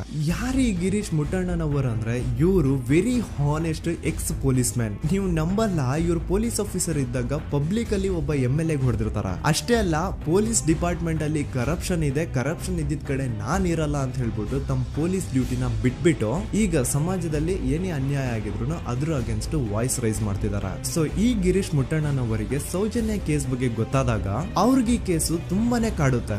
ಅಲ್ಲ, ಇಷ್ಟೊಂದು ವರ್ಷಗಳಾಗೋಯ್ತು ಆ ಹುಡುಗಿ ಜೊತೆ ಅನ್ಯಾಯ ಆಗಿ, ಸ್ಟಿಲ್ ಈ ಒಂದು ಕೇಸ್ ನ ಕನ್ಕ್ಲೂಷನ್ ಸಿಕ್ತಿಲ್ವಲ್ಲ, ಏನ್ ನಡೀತಿದೆ ಧರ್ಮಸ್ಥಳದಲ್ಲಿ ಅರ್ಥ ಆಗ್ತಿಲ್ವಲ್ಲ ಅಂತ ಈ ಗಿರೀಶ್ ಅವರು ತಮ್ಮ ಹಳೆ ಪೊಲೀಸ್ ಕಾಂಟ್ಯಾಕ್ಟ್ಸ್ ನ ಯೂಸ್ ಮಾಡ್ಕೊಂಡು ಆ ಸೌಜನ್ಯ ಕೇಸ್ ಫೈಲ್ ನ ಒಂದು ಕಾಪಿನ ತಮ್ಮ ಹತ್ರ ತರಿಸ್ಕೋತಾರ. ಆ ಒಂದು ಕೇಸ್ ಫೈಲ್ ಅಲ್ಲಿ ಸೌಜನ್ಯ ಬಗ್ಗೆ ಅಷ್ಟೇ ಅಲ್ಲದೆ ಸಂತೋಷ್ ರಾವ್ ಬಗ್ಗೆನೂ ಇನ್ಫಾರ್ಮೇಶನ್ ಇರುತ್ತೆ. ಅಂಡ್ ಗಿರೀಶ್ ಅವರು ಸಂತೋಷ್ ಬಗ್ಗೆ ಇರುವಂತಹ ಇನ್ಫಾರ್ಮೇಶನ್ ನೋಡ್ತಾ ಇರ್ಬೇಕಾದ್ರೆ ಅವರು ಒಂದು ವಿಷಯನ ನೋಟಿಸ್ ಮಾಡ್ತಾರ. ಅದೇನಂತಂದ್ರೆ ಪೊಲೀಸ್ ಅವರು ಸಂತೋಷ್ ರಾವ್ನ ಬರೀ ಸೌಜನ್ಯ ಕೇಸಲ್ಲಿ ಒಂದೇ ಫಿಟ್ ಮಾಡಿರಲ್ಲ, ಸೌಜನ್ಯ ಸಾಯೋಕ್ಕಿಂತ 20 ದಿನ ಹಿಂದೆ ಧರ್ಮಸ್ಥಳದಲ್ಲೇ ನಡೆದಿರುವಂತಹ ಒಂದು ಕ್ರೈಮ್ ಅಲ್ಲಿನೂ ಸಹ ಸಂತೋಷ್ ರಾವೇ ಆರೋಪಿ ಅಂತ ಮೆನ್ಷನ್ ಮಾಡಿರ್ತಾರ. ಸೊ ಸೌಜನ್ಯ ಕೇಸ್ ಬಿಟ್ಟು ಆ ಇನ್ನೊಂದು ಕೇಸ್ ಯಾವುದು, ಅದಕ್ಕೂ ಸಂತೋಷ್ಗೂ ಏನ್ ಸಂಬಂಧ, ಅದ್ರಲ್ಲಿ ಯಾಕೆ ಸಂತೋಷ್ನ ಪೊಲೀಸ್ ಅವರು ಫಿಟ್ ಮಾಡಿದ್ರು ಅಂತ ಪ್ರತಿಯೊಂದು ಹೇಳ್ತೀನಿ. ಆದ್ರೆ ನಾನಿಲ್ಲಿ ಯಾರ್ದು ರಿಯಲ್ ನೇಮ್ಸ್ ನ ಬಳಸಲ್ಲ, ಯಾಕಂದ್ರೆ ಮುಂದೆ ಕೇಸಲ್ಲಿ ತುಂಬಾ ದೊಡ್ಡ ಪವರ್ಫುಲ್ ವ್ಯಕ್ತಿಗಳ ಹೆಸರುಗಳು ಬರ್ತವೆ ಅಂಡ್ ನನ್ ವಿಡಿಯೋ ಯೂಟ್ಯೂಬ್ ಇಂದ ಡಿಲೀಟ್ ಆಗೋದು ನನ್ಗೆ ಇಷ್ಟ ಇಲ್ಲ. ಹಾಗಾಗಿ ನಾನಿಲ್ಲಿ ಯಾರ್ದು ರಿಯಲ್ ನೇಮ್ಸ್ ನ ಬಳಸ್ತಿಲ್ಲ. ಬಟ್ ಯಾರ ಬಗ್ಗೆ ಹೇಳ್ತಿದ್ದೀನಿ ಅಂತ ಒಂದ್ ಸ್ವಲ್ಪ ನೀವೇ ಅರ್ಥ ಮಾಡ್ಕೊಳ್ಳಿ. ನೋಡಿ, ಧರ್ಮಸ್ಥಳದಲ್ಲಿ ಮಾಫಿಯಾ ಕೈಂಡ್ ಆಫ್ ನಡೆಸ್ತಿರುವಂತಹ ಒಂದು ವೆರಿ ಪವರ್ಫುಲ್ ಗೌಡ್ರು ಕುಟುಂಬ ಇದೆ. ಇವ್ರ ಹತ್ರ ಬೇಜನ್ ಆಸ್ತಿ, ಬೇಜನ್ ದುಡ್ಡು, ಬೇಜನ್ ಪವರ್, ಬೇಜನ್ ಇನ್ಫ್ಲೂಯೆನ್ಸ್ ಎಲ್ಲಾನು ಇದೆ. ಆ ಊರಲ್ಲಿ ಈ ಗೌಡ್ರು ಕುಟುಂಬದ್ದು ಎಷ್ಟೊಂದು ಕಂಟ್ರೋಲ್ ಇದೆ ಅಂತಂದ್ರೆ ಅವ್ರನ್ನ ಎದುರು ಹಾಕೊಳ್ಳೋರೆ ಯಾರು ಇಲ್ಲ. ಅಂಡ್ ಈ ಒಂದು ಗೌಡ್ರು ಕುಟುಂಬ ಒಂದು ಪ್ರೈವೇಟ್ ಟ್ರಸ್ಟ್ ಹೆಸರಲ್ಲಿ ಒಂದು ವೆರಿ ಪಾಪ್ಯುಲರ್ ದೇವಸ್ಥಾನನ ಸುಮಾರು ವರ್ಷಗಳಿಂದ ತಲೆ ಮಾರುಗಳಿಂದನೂ ನಡ್ಸ್ಕೊಂಡ್ ಬಂದಿರ್ತಾರ. ಅದೇ ಒಂದು ದೇವಸ್ಥಾನದಲ್ಲಿ 60 ವರ್ಷ ವಯಸ್ಸಾಗಿರುವಂತಹ ನಾರಾಯಣ ಅನ್ನೋ ಒಬ್ಬ ವ್ಯಕ್ತಿ ಮಾವುತನಾಗಿ ಕೆಲಸ ಮಾಡ್ತಿರ್ತಾನೆ. ನಾರಾಯಣ ಅವ್ರ ತಂದೆನೂ ಅದೇ ದೇವಸ್ಥಾನದಲ್ಲಿ ಮಾವುತಾಗಿ ಕೆಲಸ ಮಾಡ್ತಾ ಇದ್ರು, ಅವ್ರ ತಂದೆನೂ ಅದೇ ದೇವಸ್ಥಾನದಲ್ಲಿ ಮಾವುತಾಗಿ ಕೆಲಸ ಮಾಡ್ತಾ ಇದ್ರು. ಸೊ ಹೀಗೆ ತಲೆ ಮಾರುಗಳಿಂದ ಮಾವುತಾಗಿನೇ ನಾರಾಯಣನ ಕುಟುಂಬ ಆ ಒಂದು ದೇವಸ್ಥಾನದಲ್ಲಿ ಕೆಲಸ ಮಾಡ್ತಾ ಇರುತ್ತೆ. ಸೊ ಒಮ್ಮೆ ತುಂಬಾ ವರ್ಷಗಳ ಹಿಂದೆ ನಾರಾಯಣ ಅವ್ರ ತಂದೆ ಆ ದೇವಸ್ಥಾನದಲ್ಲಿ ಮಾವುತಾಗಿ ಕೆಲಸ ಮಾಡ್ತಾ ಇರ್ಬೇಕಾದ್ರೆ ಆಗಿನ ದೇವಸ್ಥಾನದ ಧರ್ಮಾಧಿಕಾರಿ ಆ ಮಾವುತನ ಕೆಲಸದ ಮೇಲೆ ಇರುವಂತಹ ನಿಷ್ಠೆ, ಅವನ ನಿಯತ್ತು ಅಂಡ್ ತಲೆಮಾರುಗಳಿಂದ ಅವರು ದೇವಸ್ಥಾನಕ್ಕೆ ಸಲ್ಲಿಸ್ತಿರುವಂತಹ ಸೇವೆನ ಮೆಚ್ಚಿ ಆ ಧರ್ಮಾಧಿಕಾರಿ ಆ ನಾರಾಯಣ ಅವ್ರ ತಂದೆ ಆ ಮಾವುತನಿಗೆ ಒಂದು ಜಮೀನ ಕೊಡ್ತಾರೆ ಆಸ್ ಎ ಗಿಫ್ಟ್ ಆಗಿ. ಸೊ ಈಗ ಫ್ಲಾಶ್ ಬ್ಯಾಕ್ ಇಂದ ಒಂದ್ ಸ್ವಲ್ಪ ಮುಂದೆ ಬರುವ 2010-11ರಲ್ಲಿ ಯಾವೊಂದು ಜಮೀನ ಆಗಿನ ಧರ್ಮಾಧಿಕಾರಿ ನಾರಾಯಣ ಅವ್ರ ತಂದೆಗೆ ಆಸ್ ಎ ಗಿಫ್ಟ್ ಆಗಿ ಕೊಟ್ಟಿದ್ರು, ಈಗ ನಾರಾಯಣ ಅವ್ರ ತಂದೆ ಸತ್ ಹೋಗಿ ಆ ಒಂದು ಜಮೀನು ನಾರಾಯಣ ಹೆಸರಿಗೆ ಆಗಿರುತ್ತೆ. ಅಂಡ್ ಆಗಷ್ಟೇ ಗೊತ್ತಾಗುತ್ತೆ ಆ ಜಮೀನ ವೆರಿ ಆಪೋಸಿಟ್ ಒಂದು ದೊಡ್ಡ ಹೈವೇ ಬರ್ತಿದೆ ಅಂಡ್ ಅದರಿಂದ ಜಮೀನ ರೇಟು 10 ಪಟ್ಟು ಜಾಸ್ತಿ ಆಗುತ್ತೆ ಅಂತ. ಸೊ ಈ ವಿಷಯ ಗೊತ್ತಾಗಿ ನೋಡಿ, ದಾನ ಮಾಡದಂತಹ ಧರ್ಮಾಧಿಕಾರಿ ಅಂತೂ ಸತ್ ಹೋದ್ರು, ಆದ್ರೆ ಅವ್ರ ಮುಂದಿನ ಪೀಳಿಗೆ ಅವ್ರಿಗೆ ಈ ಜಮೀನ್ ಮೇಲೆ ಕಣ್ಬಿದ್ದು ನಾರಾಯಣ ಅವ್ರ ಹತ್ರ ಆ ಜಾಗನ ವಾಪಸ್ ಕೇಳ್ತಾರ. ಆದ್ರೆ ನಾರಾಯಣ ಕೊಡಲ್ಲ. ಇಲ್ಲ, ನಾನ್ ಯಾಕೆ ಕೊಡ್ಲಿ, ನಮ್ ತಂದೆಯಿಂದ ಸಿಕ್ಕಿರುವಂತಹ ಜಮೀನ್ ಇದು, ನಮ್ ತಂದೆಯ ಕೊನೆ ಗುರುತು ಇದು ನನ್ನ ಹತ್ರ ಇರೋದು, ಸೊ ಇದನ್ನ ನಾನ್ ಯಾವುದೇ ಕಾರಣಕ್ಕೂ ಬಿಟ್ಕೊಡಲ್ಲ ಅಂತ ಆ ಗೌಡ್ರು ಕುಟುಂಬನ ನಾರಾಯಣ ಎದುರು ಹಾಕೋತಾರ. ಆಗ ಗೌಡ್ರು ಕುಟುಂಬದವ್ರಿಗೆ ಕೋಪ ಬಂದು ಅವ್ರೇನ್ ಮಾಡ್ತಾರೆ ಅಂದ್ರೆ ನಾರಾಯಣ ಮನೆಗೆ ನೀರಿನ ಸಪ್ಲೈ ಇರುತ್ತಲ್ವಾ ಅದನ್ನ ಬಂದ್ ಮಾಡ್ತಾರ, ಎಲೆಕ್ಟ್ರಿಸಿಟಿ ಸಪ್ಲೈನು ಕಟ್ ಆಫ್ ಮಾಡ್ತಾರ, ಊರಲ್ಲಿರುವಂತಹ ಎಲ್ಲಾ ಚರಂಡಿಗಳನ್ನ ಕ್ಲೀನ್ ಮಾಡಿ ಆ ಕಸ ಏನಿರುತ್ತೋ ಅದನ್ನ ತಂದು ನಾರಾಯಣ ಮನೆ ಮುಂದೆ ಹಾಕ್ತಾರ. ಇಷ್ಟೇ ಅಲ್ಲ, ನಾರಾಯಣ ಅವ್ರ ಹೆಂಡತಿ ಮಕ್ಕಳು ಎಲ್ಲಾದ್ರೂ ಆಚೆ ಹೋಗ್ತಾ ಬರ್ತಾ ಇದ್ರೆ ಅವ್ರನ್ನ ಕೆಟ್ಟದಾಗ ಬೈಯೋದು, ಹುಡ್ಕೊಳ್ಳೋದು, ಬಡ್ಕೊಳ್ಳೋದೆಲ್ಲ ಮಾಡ್ತಿರ್ತಾರ. ಇಷ್ಟೆಲ್ಲ ಆಗ್ತಾ ಇದ್ರು ಸ್ಟಿಲ್ ನಾರಾಯಣ ಮಾತ್ರ ಆ ಜಾಗನ ಬಿಟ್ಕೊಡಲ್ಲ. ಆ ಜಾಗದಗೋಸ್ಕರ ನೀನ್ ಬೇಕಿದ್ರೆ ಇದನ್ನೆಲ್ಲ ಸಹಿಸ್ಕೊಂಡಿರಪ್ಪ, ನಮ್ ಕೈಲಂತೂ ಆಗಲ್ಲ ಅಂತ ನಾರಾಯಣನ ಹೆಂಡತಿ ಮಕ್ಕಳು ಅವನ್ನ ಬಿಟ್ಟು ಬೇರೆ ಊರಿಗೆ ಹೋಗ್ಬಿಡ್ತಾರ. ಈಗ ಮನೆಯಲ್ಲಿ ನಾರಾಯಣ ಅಂಡ್ 45 ವರ್ಷ ವಯಸ್ಸಿರುವಂತಹ ನಾರಾಯಣ ಅವ್ರ ತಂಗಿ ಯಮುನಾ ಅವ್ರು ಮಾತ್ರ ಇಬ್ರೇ ಇರ್ತಾ ಇದ್ರು. ಸೊ ಒಂದೊಳ್ಳೆ ಅವಕಾಶ ನೋಡ್ಕೊಂಡು 21 ಸೆಪ್ಟೆಂಬರ್ 2012 ಮನೆಯಲ್ಲಿ ನಾರಾಯಣ ಹಾಗೂ ಯಮುನಾ ಇರ್ಬೇಕಾದ್ರೆ ಯಾರೋ ಮನೆ ಒಳಗಡೆ ನುಗ್ಗಿ ನಾರಾಯಣನ್ಗೆ ಹೊಡೆದು ಯಮುನಾಗೂ ಸಹ ಹೊಡೆದು ನಂತರ ಅವಳ ಮಾಡಿ ದೆನ್ ನಾರಾಯಣ ಹಾಗೂ ಯಮುನನ ತಲೆನ ಒಂದು ರುಬ್ಬಗುಂಡಿಂದ ಚಚ್ಚಿ ಸಾಯಿಸ್ಬಿಡ್ತಾರ. ಈ ಕೊಲೆ ಆಗಿದ್ದು ಕಳ್ಳತನಗೋಸ್ಕರ ಅಂತ ಪೊಲೀಸ್ ಅವರು ತಮ್ಮ ರಿಪೋರ್ಟ್ ಅಲ್ಲಿ ಬರೀತಾರ. ಆದ್ರೆ ಪಾಯಿಂಟ್ ಏನ್ ಗೊತ್ತಾ, ಆ ಮನೇಲಿ ಒಂದ್ ಸ್ವಲ್ಪನೂ ಹಣ ಆಗ್ಲಿ ಅಥವಾ ಬಂಗಾರ ಆಗ್ಲಿ ಕಳ್ಳತನ ಆಗಿರಲ್ಲ. ಕಳ್ಳತನ ಆಗಿರೋದು ಕೇವಲ ಆ ಮೇನ್ ರೋಡ್ ಅಲ್ಲಿ ಇದ್ದಂತಹ ಪ್ರಾಪರ್ಟಿ ಪೇಪರ್ಸ್. ಎಂತ ಕೋಇನ್ಸಿಡೆನ್ಸ್ ನೋಡಿ, ಯಾವ ಒಂದು ಜಮೀನಿನ ಪತ್ರ ನಾರಾಯಣ ಮನೆಯಿಂದ ಕಳ್ಳತನ ಆಗಿದ್ವೋ ಅದೇ ಒಂದು ಜಮೀನಲ್ಲಿ 10 ವರ್ಷ ಆದ ನಂತರ ಒಂದು ದೊಡ್ಡ ಹೋಟೆಲ್ ಸ್ಥಾಪನೆ ಆಗುತ್ತೆ ಅಂಡ್ ಆ ಹೋಟೆಲ್ ನ ಇನಾಗ್ರೇಷನ್ ಗೆ ಚಿಕ್ಕ ಗೌಡ್ರು ಬರ್ತಾರ. ಸೊ ಈಗೇನು ನಾರಾಯಣ ಹಾಗೂ ಯಮುನನ ಕೊಲೆ ಆಗಿದ್ಯೋ ಇದಾಗಿದ್ದು 20 ದಿನ ಆದ್ಮೇಲೆ ಸೌಜನ್ಯ ಜೊತೆ ಅಂತ ನಿರ್ದಯ ಘಟನೆ ಆಗಿದ್ದು. ಸೊ ಪೊಲೀಸ್ ಅವರು ಸೌಜನ್ಯ ಕೇಸ್ ಅಲ್ಲಿ ಸಂತೋಷ್ ರಾವ್ನ ಫಿಟ್ ಮಾಡೋದಲ್ದೆ ಈ ಒಂದು ನಾರಾಯಣ ಹಾಗೂ ಯಮುನಾ ಕೇಸ್ ಅಲ್ಲೂ ಸಹ ಸಂತೋಷ್ ರಾವ್ನೆ ಫಿಟ್ ಮಾಡಿರ್ತಾರ. ಇಲ್ಲಿ ಡೇಟ್ಸ್ ನ ಸ್ವಲ್ಪ ನೆನ್ಪಿಟ್ಕೊಳ್ಳಿ. ನಾರಾಯಣ ಹಾಗೂ ಯಮುನನ ಕೊಲೆ ಆಗಿದ್ದು 21 ಸೆಪ್ಟೆಂಬರ್ 2012 ಅಂಡ್ ಸಂತೋಷ್ ರಾವ್ ಧರ್ಮಸ್ಥಳಕ್ಕೆ ಬಂದಿದ್ದು 9 ಅಕ್ಟೋಬರ್ 2012, 20 ದಿನ ಆದ್ಮೇಲೆ. ಸೊ ನಾರಾಯಣ ಹಾಗೂ ಯಮುನನ ಕೊಲೆ ಆದಾಗ ಊರಲ್ಲೇ ಇಲ್ದೆ ಎಲ್ಲೋ ಶೃಂಗೇರಿಯಲ್ಲಿ ಯಾವುದೋ ಒಂದು ಹೋಟೆಲ್ ಅಲ್ಲಿ ಕೆಲಸ ಮಾಡ್ತಿದ್ದಂತಹ ಸಂತೋಷ್ ರಾವ್ ಹೇಗೆ ಈ ಒಂದು ಕೇಸಲ್ಲಿ ಆರೋಪಿ ಆಗ್ತಾನೆ? ಸೊ ಇದೇ ಒಂದು ಪಾಯಿಂಟ್ ನ ನೋಟಿಸ್ ಮಾಡಿ ಗಿರೀಶ್ ಮುಟ್ಟಣ್ಣನವರು ಧರ್ಮಸ್ಥಳಕ್ಕೆ ಬಂದು ಸಂತೋಷ್ ನ ಲಾಯರ್ ಜೊತೆ ಡಿಸ್ಕಸ್ ಮಾಡ್ತಾರ. ದೆನ್ ಫೈನಲಿ ಏನೋ ತಪ್ಪು ಮಾಡದೆ ಸುಳ್ಳು ಆರೋಪಗಳಿಂದ ಕರಪ್ಟ್ ಪೊಲೀಸ್ ಆಫೀಸರ್ಸ್ ನ ಮಿಸ್ಲೀಡಿಂಗ್ ಇನ್ವೆಸ್ಟಿಗೇಷನ್ ಇಂದ ಸಂತೋಷ್ ರಾವ್ ತನ್ನ ಜೀವನದ 8-10 ವರ್ಷನ ಜೈಲಲ್ಲಿ ಕಳೆದು ಫೈನಲಿ ರಿಲೀಸ್ ಆಗ್ತಾನೆ. ಒಂಥರ ಈ ಕೇಸ್ ಇಂದ ಸಂತೋಷ್ ರಾವ್ನ ಇಡೀ ಲೈಫ್ ಸ್ಪಾಯ್ಲ್ ಆಗೋಯ್ತು. ಈಗ ಸಂತೋಷ್ ರಾವ್ ರಿಯಲ್ ಆರೋಪಿ ಅಲ್ಲ ಅಂತ ಕೋರ್ಟ್ ಅಲ್ಲಿ ಪ್ರೂವ್ ಆಯ್ತು. ಹಾಗಿದ್ರೆ ರಿಯಲ್ ಆರೋಪಿ ಯಾರು? ಪೊಲೀಸ್ ಅವರು ಯಾಕೆ ಕೇಸಲ್ಲಿ ಇಷ್ಟೊಂದು ಅನ್ಫೇರ್ ಇನ್ವೆಸ್ಟಿಗೇಷನ್ ಮಾಡಿದ್ರು?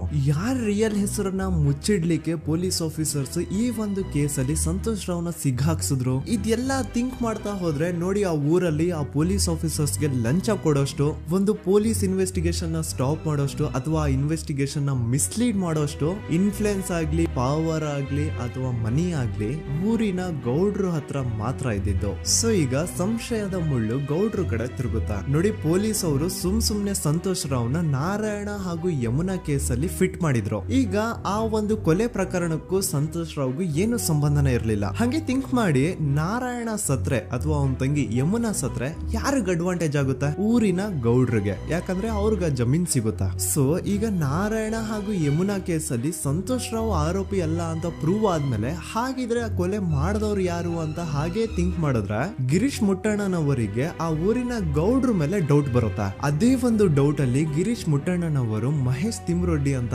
ಇನ್ನೊಬ್ರ ಜೊತೆ ಸೇರ್ಕೊಂಡು ಈ ಹಿಂದೆ ಆ ಒಂದು ಊರಲ್ಲಿ ಆ ಧರ್ಮಸ್ಥಳದಲ್ಲಿ ಈ ಊರಿನ ಗೌಡ್ರು ಯಾವ್ದಾವ್ದೆಲ್ಲ ಕ್ರೈಮ್ಗಳು ಮಾಡಿದಾರೆ ಅಂತ ಊರಿನ ಜನರಿಂದ ತಿಳ್ಕೊತಾರ. ನಂತರ ಆ ಊರಿನ ಜನ ಯಾವ್ದಾವ್ದೆಲ್ಲ ಮ್ಯಾಟರ್ಸ್ ಹೇಳಿದ್ರು ಆ ಕೇಸ್ ಫೈಲ್ಸ್ ನೆಲ್ಲ ತಿರುಗಿಸಿ ಮುರುಗಿಸಿ ನೋಡಿದಾಗ ನೀವು ನಂಬಲ್ಲ, ಸೌಜನ್ಯ ಕೇಸ್ ಏನೇನು ಅಲ್ಲ, ಅದಕ್ಕಿಂತ ಭೀಕರ ಕೊಲೆಗಳು ಧರ್ಮಸ್ಥಳದಲ್ಲಿ ಆಗಿವೆ ಅಂಡ್ ಎಲ್ಲಾ ಕೊಲೆಗಳ ಹಿಂದೆ ಗೌಡ್ರು ಕುಟುಂಬದ ಕೈ ಇದೆ ಅಂತ ಎದ್ದು ಕಾಣಿಸುತ್ತೆ. 1977 ವೇದಾವಲ್ಲಿ ಕೇಸ್. ಧರ್ಮಸ್ಥಳ ಹತ್ತಿರ SDM ಪ್ರೈಮರಿ ಅಂಡ್ ಹೈಸ್ಕೂಲ್ ಅಂತ ಒಂದು ಸ್ಕೂಲ್ ಇರುತ್ತೆ ಅಂಡ್ ಈ ಒಂದು ಪ್ರೈವೇಟ್ ಸ್ಕೂಲ್ ಬೇರೆ ಯಾರ್ದು ಅಲ್ಲ, ಆ ಗೌಡ್ರು ಕುಟುಂಬದ. ಈ ಸ್ಕೂಲ್ ಅಲ್ಲಿ 1977 ಅಲ್ಲಿ ವೇದಾವಲ್ಲಿ ಅಂತ ಒಬ್ರು ಟೀಚರ್ ವರ್ಕ್ ಮಾಡ್ತಿರ್ತಾರ. ವೇದಾವಲ್ಲಿ ಆ ಟೀಚರ್ ಜಾಬ್ಗೆ ತುಂಬಾನೇ ಓವರ್ ಕ್ವಾಲಿಫೈಡ್. ಅವರ ಕ್ವಾಲಿಫಿಕೇಶನ್ಸ್ ನ ಗಮನದಲ್ಲಿ ಇಟ್ಕೊಂಡ್ರೆ ಅವ್ರಿಗೆ HM ಅಥವಾ ಪ್ರಿನ್ಸಿಪಲ್ ನ ಪೋಸ್ಟ್ ಸಿಗ್ಬೇಕು. ಆದ್ರೂ ಸಹ ವೇದಾವಲ್ಲಿ ಆಸ್ ಎ ಟೀಚರ್ ಆಗಿನೇ ಕೆಲಸ ಮಾಡ್ಕೊಂಡು ಹೋಗ್ತಿರ್ತಾರ. ಒಮ್ಮೆ ಏನಾಗುತ್ತೆ, ಸ್ಕೂಲ್ ಅಲ್ಲಿ ಪ್ರಿನ್ಸಿಪಲ್ ನ ಪೋಸ್ಟ್ ಖಾಲಿ ಆಗುತ್ತೆ ಅಂಡ್ ಆ ಒಂದು ಪೋಸ್ಟ್ ಗೆ ಎಲ್ರು ಏನ್ ಅನ್ಕೊಳ್ತಾರೆ, ವೇದಾವಲ್ಲಿನೇ ಸೆಲೆಕ್ಟ್ ಮಾಡೋದು ಅಂತ. ಆದ್ರೆ ವೇದಾವಲ್ಲಿಯ ಕ್ಯಾಸ್ಟ್ ಬೇರೆ ಇದೆ ಅನ್ನೋ ಒಂದೇ ಒಂದು ಕಾರಣಕ್ಕೆ ಆ ಪ್ರಿನ್ಸಿಪಲ್ ನ ಪೋಸ್ಟ್ ವೇದಾವಲ್ಲಿಗೆ ಸಿಗದೆ ಬೇರೆ ಯಾರನ್ನೋ ತಂದು ಕೂರಿಸ್ಬಿಟ್ಟಿರ್ತಾರ. ಇದರಿಂದ ಟೀಚರ್ ವೇದಾವಲ್ಲಿಗೆ ತುಂಬಾ ಕೋಪ ಬಂದು ಅವ್ರ ಸ್ಕೂಲ್ ಮುಂದೆ ಪ್ರೊಟೆಸ್ಟ್ ಮಾಡೋದ್ ಸ್ಟಾರ್ಟ್ ಮಾಡ್ತಾರ ಅಂಡ್ ಈ ವಿಷಯ ಸ್ಕೂಲ್ ನ ಓನರ್ಸ್ ಗೆ ಇಷ್ಟ ಆಗಲ್ಲ. ಸೊ ಅವರು ಆ ಕೋಪನ ಹಾಗೆ ಮನ್ಸಲ್ಲಿ ಇಟ್ಕೊಂಡಿರ್ತಾರ.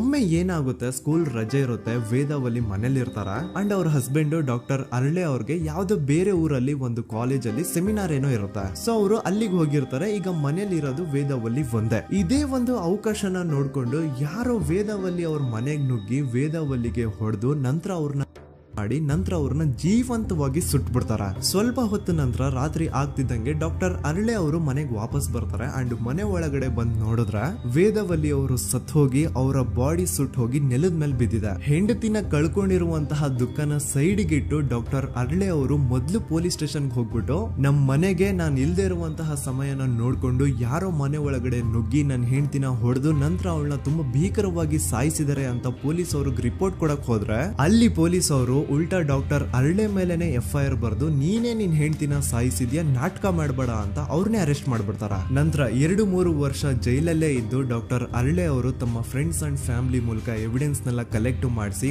ತಾನ ಕೊಲೆನ ಮಾಡಿಲ್ಲ, ತಾನ್ ತನ್ನ ಹೆಂಡತಿನ ಸಾಯಿಸಿಲ್ಲ ಅಂತ ಕೋರ್ಟ್ ಅಲ್ಲಿ ಪ್ರೂವ್ ಮಾಡ್ಕೊಂಡು ಜೈಲಿಂದ ರಿಲೀಸ್ ಆಗ್ತಾರ. ಸೊ ಈಗ ಡಾಕ್ಟರ್ ಅರಳೆ ಅವರು ಈ ಒಂದು ಕ್ರೈಮ್ ನ ಮಾಡಿಲ್ಲ ಅಂತಂದ್ರೆ ವೇದವಲ್ಲಿನ ಅಷ್ಟು ಭೀಕರವಾಗಿ ಸಾಯಿಸಿದವ್ರು ಯಾರು, ಈ ವಿಷಯ ಇವತ್ತಿನವರೆಗೂ ಗೊತ್ತಾಗಿಲ್ಲ. 1986 ಅಲ್ಲಿ ನಡೆದಂತಹ ಪದ್ಮಲತಾ ಕೇಸ್. ಪದ್ಮಲತಾ ಅವ್ರ ತಂದೆ ಕಮ್ಯುನಿಸ್ಟ್ ಪಾರ್ಟಿನ ಲೀಡರ್ ಇರ್ತಾರೆ. ಅವ್ರ ರಿಯಲ್ ನೇಮ್ ಏನು ಅಂತ ನಮಗ್ ಗೊತ್ತಾಗಿಲ್ಲ, ಬಟ್ ಈ ವಿಡಿಯೋದಲ್ಲಿ ಅವ್ರ ಹೆಸರು ಲಕ್ಷ್ಮಣ್ ಅಂತ ಅನ್ಕೊಳ್ಳಿ. ಸೊ ಕಮ್ಯುನಿಸ್ಟ್ ಪಾರ್ಟಿನ ಲೀಡರ್ ಇರುವಂತಹ ಲಕ್ಷ್ಮಣ್ ಅವ್ರಿಗೆ ಊರಲ್ಲಿ ತುಂಬಾನೇ ಸಪೋರ್ಟ್ ಇರುತ್ತೆ, ಊರಿನ ಜನರ ಫೇವ್ರೇಟ್ ಇರ್ತಾರೆ ಇವರು. ಅಂಡ್ ಅದೇ ವರ್ಷ ಅಂದ್ರೆ 1986 ಅಲ್ಲಿ ಪಂಚಾಯತ್ ಎಲೆಕ್ಷನ್ ಬೇರೆ ಇರುತ್ತೆ ಅಂಡ್ ಎಲ್ರಿಗೂ ಗೊತ್ತಿತ್ತು ಲಕ್ಷ್ಮಣೆ ಗೆಲ್ಲೋದು ಅಂತ. ಆ ಪಂಚಾಯತ್ ಎಲೆಕ್ಷನ್ ಅಲ್ಲಿ ಲಕ್ಷ್ಮಣ್ನ ಆಪೋಸಿಟ್ ಗೌಡ್ರಿಗೆ ತುಂಬಾ ಬೇಕಾಗಿರೋರು ಒಬ್ರು ನಿಂತಿರ್ತಾರ ಅಂಡ್ ಅವ್ರಿಗೂ ಗೊತ್ತಿತ್ತು ಎಲೆಕ್ಷನ್ ಏನಾದ್ರು ಆದ್ರೆ ಲಕ್ಷ್ಮಣ ಎಲೆಕ್ಷನ್ ಅಲ್ಲಿ ಗೆಲ್ಲೋದು ಅಂತ. ಸೊ ಎಲ್ಲಿ ಸೋತೋಗ್ಬಿಡ್ತೀವೋ ಅನ್ನೋ ಭಯಕ್ಕೆ ಆ ಗೌಡ್ರು ಕಡೆ ಅವ್ರು ಏನ್ ಮಾಡ್ತಾರೆ, ಲಕ್ಷ್ಮಣ್ನ ಅಪ್ರೋಚ್ ಮಾಡಿ ಮುಚ್ಕೊಂಡು ಈ ಪಂಚಾಯತ್ ಎಲೆಕ್ಷನ್ ಅಲ್ಲಿ ನಿನ್ ನಾಮಿನೇಷನ್ ನ ಕ್ಯಾನ್ಸಲ್ ಮಾಡು ಅಂತ ವಾರ್ನಿಂಗ್ ಕೊಡ್ತಾರ. ಆದ್ರೆ ಲಕ್ಷ್ಮಣ್ ಅವರು ಅಂಜದೆ ನೀವ್ ಏನ್ ಮಾಡ್ತಿರೋ ಮಾಡ್ಕೊಳ್ರಿ, ಆದ್ರೆ ನಾನ್ ಮಾತ್ರ ನಾಮಿನೇಷನ್ ನ ಕ್ಯಾನ್ಸಲ್ ಮಾಡಲ್ಲ ಅಂತ ಆ ಗೌಡ್ರು ಕುಟುಂಬನ ಎದುರು ಹಾಕೋತಾರ. ದೆನ್ ಎಂತ ಕೋಇನ್ಸಿಡೆನ್ಸ್ ನೋಡಿ, ನೆಕ್ಸ್ಟ್ ಡೇನೆ ಲಕ್ಷ್ಮಣ್ ಅವ್ರ ಮಗಳು ಪದ್ಮಲತಾ ಕಿಡ್ನಾಪ್ ಆಗ್ತಾಳೆ.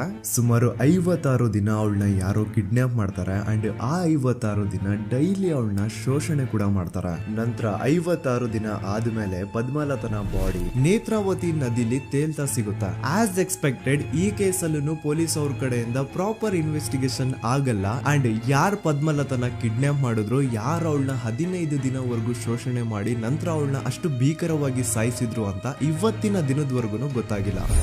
ಮತ್ತೆ ನಮಗೆ ಗೊತ್ತಾದದು 22ಕ್ಕೆ ಸ್ಕೂಲ್ ಡೇ 56 ದಿನ ಕಳೆದು ಹೊಳೆಯಲ್ಲಿ ಹೆಣ ಉಂಡು ಅಂತ ಕೇಳಿ ಪೊಲೀಸಿನವರು ಬರುವಾಗ ಬಂದು ಹೇಳುವಾಗ ನಮಗೆ ಗೊತ್ತಾದ. ಅವರು ನನ್ನನ್ನು ಕರ್ಕೊಂಡು ಹೋಗಿ ಅಲ್ಲಿ ಹೋಗಿದೆ. ಇನ್ನೊಂದು ಲಾಸ್ಟ್ ಕೇಸ್ ಇದೆ, ಇದು ಅರ್ಲಿ 2000 ಅಲ್ಲಿ ನಡೆದಿರೋದು. ಇವ್ರದ್ದು ಅಷ್ಟಾಗಿ ಡೀಟೇಲ್ಸ್ ನಾನು ಹೇಳಲ್ಲ, ಜಸ್ಟ್ ಮೇಲ್ ಹೇಳ್ತೀನಿ. 2000 ಇಸ್ವಿಯಲ್ಲಿ ಧರ್ಮಸ್ಥಳದಲ್ಲಿ 2 ಫಿನಾನ್ಸ್ ಬ್ಯಾಂಕ್ ಇರ್ತಾವೆ. ಒಂದು ಅಗೇನ್ ರಿಯಲ್ ನೇಮ್ ತಗೊಳ್ಳೋದು ಬೇಡ, ಲೈಕ್ ಜಸ್ಟ್ ಸಹಕಾರ ಗ್ರಾಮೀಣ ಬ್ಯಾಂಕ್ ಅನ್ಕೊಳ್ಳಿ. ಅಂಡ್ ಇನ್ನೊಂದು ಬಂದ್ಬಿಟ್ಟು SDM ಫೈನಾನ್ಸ್ ಪ್ರೈವೇಟ್ ಲಿಮಿಟೆಡ್. ಈ SDM ಫೈನಾನ್ಸ್ ಪ್ರೈವೇಟ್ ಲಿಮಿಟೆಡ್ ಬಂದು ಗೌಡ್ರು ಕುಟುಂಬ ಅವ್ರಿಗೆ ಸೇರಿದ್ದು. ಆ ಕಡೆ ಇವ್ರ ಆಪೋಸಿಟ್ ಏನದು ಗ್ರಾಮೀಣ ಬ್ಯಾಂಕ್ ಇತ್ತು, ಅದರಲ್ಲಿ ಒಬ್ಬ ಮ್ಯಾನೇಜರು ಬಡವ್ರಿಗೆ ಸಹಾಯ ಆಗ್ಲಿ ರೈತರಿಗೆ ಸಹಾಯ ಆಗ್ಲಿ ಅಂತ ತುಂಬಾ ಕಡಿಮೆ ಬಡ್ಡಿಗೆ ಲೋನ್ ಕೊಡ್ತಿರ್ತಾನೆ. ಇದರಿಂದಾಗಿ ಧರ್ಮಸ್ಥಳದಲ್ಲಿ ಆಲ್ಮೋಸ್ಟ್ ಎಲ್ಲಾ ಕಸ್ಟಮರ್ಸ್ ಆ ಗ್ರಾಮೀಣ ಬ್ಯಾಂಕ್ ಕಡೆಗೆ ಹೋಗ್ತಿರ್ತಾರ, SDM ಫೈನಾನ್ಸ್ ಪ್ರೈವೇಟ್ ಲಿಮಿಟೆಡ್ ಕಡೆಗೆ ಯಾರು ಬರ್ತಿರಲ್ಲ. ಇದರಿಂದ ಗೌಡ್ರಿಗೆ ಲಾಸ್ ಆಗ್ತಿರುತ್ತಾ. ಸೊ ಅವ್ರೇನ್ ಮಾಡ್ತಾರೆ, ಆ ಗ್ರಾಮೀಣ ಬ್ಯಾಂಕ್ ನ ಮ್ಯಾನೇಜರ್ ಏನಿದ್ನೋ ಅವನ್ಗೆ ಒಂದು ಸ್ವೀಟ್ ವಾರ್ನಿಂಗ್ ಕೊಡ್ತಾರ, ಮುಚ್ಕೊಂಡು ಇನ್ಮೇಲೆ ಇಂದ ನಿನ್ ಲೋನ್ಸ್ ಕೊಡೋದನ್ನ ನಿಲ್ಸ್ಬಿಡು, ಇನ್ ಕೇಸ್ ಲೋನ್ ಕೊಟ್ರು ನಾವ್ ಯಾವ ಇಂಟ್ರೆಸ್ಟ್ ರೇಟ್ ಗೆ ಲೋನ್ ನ ಕೊಡ್ತಾ ಇದೀವೋ ಅದೇ ರೇಟ್ ಗೆ ನೀನು ಕೊಡುವ ಅಂತ ಫೋರ್ಸ್ ಮಾಡ್ತಾರ. ಆದ್ರೆ ಆ ಗ್ರಾಮೀಣ ಬ್ಯಾಂಕ್ ನ ಮ್ಯಾನೇಜರ್ ಇದ್ಯಾವುದನ್ನು ಕಿವಿಗೆ ಹಾಕೊಳ್ಳಾರ್ದೆ ಅವನ್ ಕೆಲಸ ಅವ್ನ್ ಮಾಡ್ಕೊಂಡು ಹೋಗ್ತಾನ.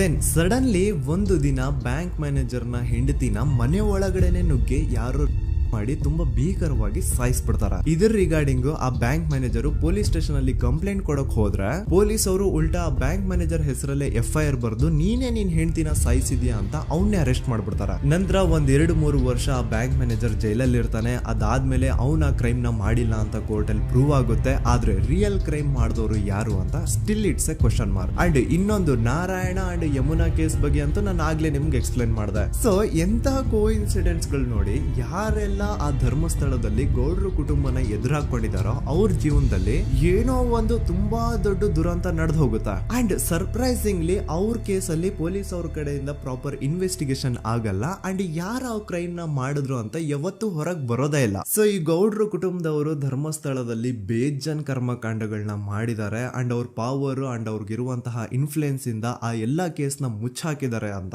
ಮಹೇಶ್ ಹಾಗೂ ಗಿರೀಶ್ ಮುಟ್ಟಣ್ಣನವರ ಹೇಳಿಕೆ ಆಗಿದೆ. ಸೊ ಗೌಡ್ರು ಫ್ಯಾಮಿಲಿ ಫ್ಯಾಮಿಲಿನ ಟ್ರ್ಯಾಕ್ ರೆಕಾರ್ಡ್ ನೋಡಿದ್ರೆ ಧರ್ಮಸ್ಥಳದಲ್ಲಿ ಒಂದು ಹುಡುಗಿನ ರೇಪ್ ಅಂಡ್ ಮರ್ಡರ್ ಮಾಡಿ ದೆನ್ ಪೊಲೀಸ್ ಅವ್ರಿಗೆ ಲಂಚ ಕೊಟ್ಟು ಇನ್ವೆಸ್ಟಿಗೇಷನ್ ನ ಮಿಸ್ಲೀಡ್ ಮಾಡೋಷ್ಟು ಪಾವರ್ ಇನ್ಫ್ಲೂಯೆನ್ಸ್ ಈ ಗೌಡ್ರು ಕುಟುಂಬಕ್ಕೆ ಮಾತ್ರ ಇರೋದು. ಈಗ ಸಂತೋಷ್ ರಾವ್ ಅಂತೂ ಸೌಜನ್ಯ ಕೇಸಲ್ಲಿ ಆರೋಪಿ ಅಲ್ಲ ಅಂತ ಪ್ರೂವ್ ಆಯ್ತು. ಹಾಗಿದ್ರೆ ರಿಯಲ್ ಆರೋಪಿ ಯಾರು? ನೆನಪು ಮಾಡ್ಕೊಳ್ಳಿ, 11 ಅಕ್ಟೋಬರ್ 2012 ಸಂಜೆ 5 ಗಂಟೆ ಹಾಗೆ ಬಾಹುಬಲಿ ಬೆಟ್ಟದಲ್ಲಿ ಸಂತೋಷ್ ರಾವ್ ತನ್ನ ಪಾಡಿಗೆ ತಾನು ಸೀನರೀಸ್ ನ ಎಂಜಾಯ್ ಮಾಡ್ಕೊಂಡು ಸುಮ್ನೆ ಕೂತಿರ್ಬೇಕಾದ್ರೆ ಅವನ ಹತ್ರ 5 ಜನ ಕಿಡಿಗೇಡಿಗಳು ಬಂದು ಜಗಳ ತೆಗಿತಾರ. ಆ 5 ಜನ ಕಿಡಿಗೇಡಿಗಳು ಯಾರು ಅಂತ ನಾನು ಇಲ್ಲಿವರೆಗೂ ನಿಮ್ಗೆ ಹೇಳಿಲ್ಲ. ಸೊ ಅವರು ಬೇರೆ ಯಾರು ಅಲ್ಲ, ಚಿಕ್ಕ ಗೌಡ್ರು ಮಗ ನಿಶಾಂತ್ ಜೈನ್ ನ ವೆರಿ ಕ್ಲೋಸ್ ಫ್ರೆಂಡ್ಸ್. ಅವ್ರು ದಣಿ ಮಾಡಿರುವಂತಹ ಕ್ರೈಮ್ ಅಲ್ಲಿ ಬೇರೆ ಯಾರಾದ್ರೂ ಸಿಗಿಸ್ಬೇಕಲ್ಲ ಅಂತ ಇವ್ರು ಬಕ್ರ ಹುಡುಕ್ತಾ ಇರ್ಬೇಕಾದ್ರೆ ಆಗ ಇವ್ರಿಗೆ ಸಿಗೋದೆ ಸಂತೋಷ್ ರಾವ್. ಅಗೇನ್ ಇನ್ನೊಂದು ಎಂತ ಕೋಇನ್ಸಿಡೆನ್ಸ್ ನೋಡಿ, ಸಂತೋಷ್ ರಾವ್ ಸೌಜನ್ಯ ಕೇಸಲ್ಲಿ ಅರೆಸ್ಟ್ ಆದ ನಂತರ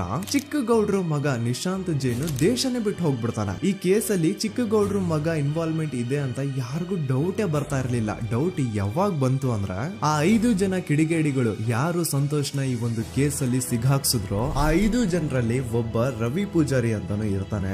ಅವನ್ಗೆ ತಾನು ತಪ್ಪು ಮಾಡಿದೀನಿ ಅಂತ ಗಿಲ್ಟ್ ಕಾಡುತ್ತೋ ಅಥವಾ ಬೇರೆ ಏನೋ ಗೊತ್ತಿಲ್ಲ, ಆದ್ರೆ ಅವನೇ ಸ್ವತಃ ಪೊಲೀಸ್ ಅವ್ರ ಹತ್ರ ಹೋಗ್ಬಿಟ್ಟು ಸೌಜನ್ಯ ಕೇಸಲ್ಲಿ ನಿಜವಾದ ಆರೋಪಿ ಸಂತೋಷ್ ಅಲ್ಲ ಕಂಡ್ರು, ಅವನ್ನ ಸುಮ್ನೆ ಸಿಗಾಕ್ಸಿರೋದಷ್ಟೇ, ನಿಜವಾದ ಆರೋಪಿಗಳು ಚಿಕ್ಕ ಗೌಡ್ರು ಮಗ ನಿಶಾಂತ್ ಜೈನ್ ಅಂಡ್ ಅವನ್ ಫ್ರೆಂಡ್ಸ್ ಸೂರಜ್, ಕಿರಣ್ ಅಂಡ್ ಕಣ್ಮಣಿ ಅಂತ. ಈ ಎಲ್ಲಾ ವಿಷಯನ ರವಿ ಪೂಜಾರಿ ಪೊಲೀಸ್ ಅವ್ರಿಗೆ ತಿಳಿಸ್ತಾನೆ. ಅಗೇನ್ ಎಂತ ಒಂದು ಕೋಇನ್ಸಿಡೆನ್ಸ್ ನೋಡಿ, ಈ ವಿಷಯಗಳನ್ನ ಊರಿನ ಜನರು ಮುಂದೆ ಹೇಳಿದಂತಹ ರವಿ ಪೂಜಾರಿ ಆಕಸ್ಮಿಕವಾಗಿ ಸತ್ತು ಹೋಗ್ಬಿಡ್ತಾನೆ. ಇವನು ಹೇಳಿದ್ದು ನಿಜ ಅಂತ ಜನರಿಗೆ ಯಾವಾಗ ಕನ್ಫರ್ಮ್ ಆಗುತ್ತೆ ಅಂದ್ರೆ ಸೌಜನ್ಯಗೆ ತುಂಬಾ ಹತ್ರವಾದವರು ಒಬ್ರು ಯಶೋಧ ಅನ್ನೋರು ಕೋರ್ಟ್ ಅಲ್ಲಿ ಬಂದ್ಬಿಟ್ಟು ಸೌಜನ್ಯ ಕೊಲೆ ಆಗಿದ್ದ ದಿನ ಆ ಒಂದು ಸ್ಪಾಟ್ ಅಲ್ಲಿ ನಾನು ಈ 3 ಜನರನ್ನ ನೋಡಿದ್ದೆ ಅಂತ ಸಾಕ್ಷಿ ಹೇಳ್ತಾರೆ. ಈಗ ಎಲ್ಲಾ ಡಾಟ್ಸ್ ನ ಕನೆಕ್ಟ್ ಮಾಡ್ತಾ ಹೋದ್ರೆ ಸೌಜನ್ಯ ಕೇಸ್ ಒಂದೇ ಅಲ್ಲ, ನಾರಾಯಣ ಹಾಗೂ ಯಮುನಾ ಕೇಸಲ್ಲೂ, ವೇದವಲ್ಲಿ ಕೇಸಲ್ಲೂ, ಆ ಬ್ಯಾಂಕ್ ಮ್ಯಾನೇಜರ್ ನ ಕೇಸಲ್ಲೂ ಹಾಗೂ ಪದ್ಮಲತಾ ಕೇಸಲ್ಲೂ ಸೀದಾ ಡೈರೆಕ್ಟ್ ಡೌಟ್ ಬರೋದೆ ಊರಿನ ಗೌಡ್ರ ಮೇಲೆ. I really want to appreciate Kudla rampage YouTube channel, third eye YouTube channel,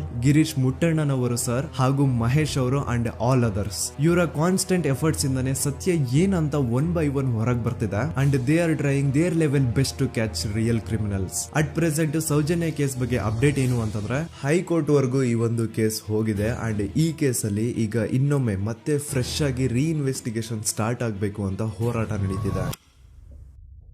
ಸದುತ ಪ್ರಜೆಗಳೇ, ಇದಾಗಿತ್ತು ಸೌಜನ್ಯ ಕೇಸ್ ಬಗ್ಗೆ ನಮ್ಮ ಒಂದು ಡೀಟೇಲ್ಡ್ ವಿಡಿಯೋ. ಈ ವಿಡಿಯೋದಲ್ಲಿ ನನ್ನಿಂದ ಎಲ್ಲಾದ್ರೂ ಏನಾದ್ರೂ ಚಿಕ್ಕ ಪುಟ್ಟ ಇನ್ಫಾರ್ಮೇಶನ್ ಮಿಸ್ ಆಗಿದ್ರೆ ಅಥವಾ ಮಿಸ್ಟೇಕ್ ಆಗಿದ್ರೆ ಅದನ್ನ ದಯವಿಟ್ಟು ಕಮೆಂಟ್ ಸೆಕ್ಷನ್ ಅಲ್ಲಿ ಹೈಲೈಟ್ ಮಾಡಿ. ಈ ವಿಡಿಯೋ ಯಾವಾಗ ಯೂಟ್ಯೂಬ್ ಇಂದ ಡಿಲೀಟ್ ಆಗುತ್ತೋ ನನ್ಗಂತೂ ಗೊತ್ತಿಲ್ಲ. ಸೊ ಪ್ಲೀಸ್ ಆದಷ್ಟು ಬೇಗ ಇದನ್ನ ಎಲ್ಲಾ ಕಡೆ ಶೇರ್ ಮಾಡಿ. ಓಕೆ ಪ್ರಜೆಗಳೇ, ಇವತ್ತಿಗಿಷ್ಟು ಸಾಕು ಅನ್ಕೊಳ್ತೀನಿ. ನಾನು ನಿಮ್ಮ ದೂತ ಸಮೀರ್ ಎಂಡಿ. ಮತ್ತೆ ಸಿಗ್ತೀನಿ ನೆಕ್ಸ್ಟ್ ವಿಡಿಯೋದಲ್ಲಿ.